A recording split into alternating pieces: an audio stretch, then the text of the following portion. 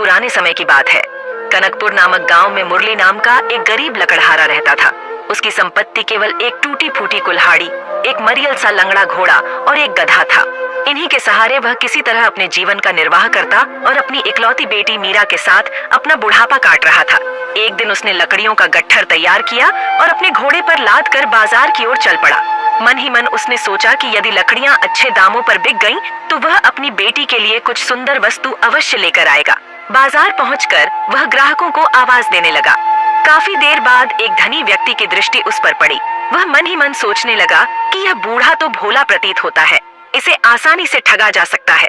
उसने मुरली से लकड़ियां खरीदने का नाटक किया और 2 चांदी के सिक्के उसके हाथ में रख दिए।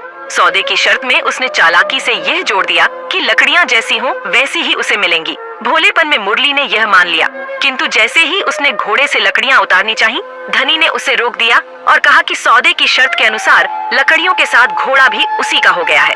मुरली हतप्रभ रह गया। उसने बहुत विनती की, लेकिन धनी ने उसकी एक न सुनी। भीड़ इकट्ठी हुई और मामला सरपंच के पास पहुंचा।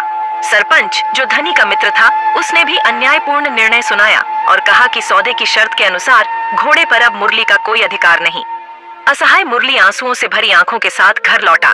जब उसने अपनी बेटी को सारा हाल सुनाया तो मीरा ने पिता का साहस बढ़ाया। उसने कहा कि भगवान के घर देर है पर अंधेर नहीं। अगले दिन प्रातः मीरा ने स्वयं लकड़ियों का गट्ठर गड्ढे पर लादा और बाजार की ओर चल पड़ी। संयोग से वही धनी व्यक्ति उस दिन भी किसी को ठगने के इरादे से बाजार आया हुआ था। उसकी नजर मीरा पर पड़ी और उसने सोचा कि जैसे कल घोड़ा मिला था, वैसे ही आज गधा भी उसके हाथ लग जाएगा। उसने मीरा से लकड़ियों का सौदा किया और वही पुरानी शर्त रखी, लकड़ियां जैसी हों वैसी ही मिलेंगी। किंतु मीरा ने बुद्धिमानी से जवाब दिया कि पैसे भी उसी हाल में दिए जाएंगे जैसे वे होंगे। धनी हंस पड़ा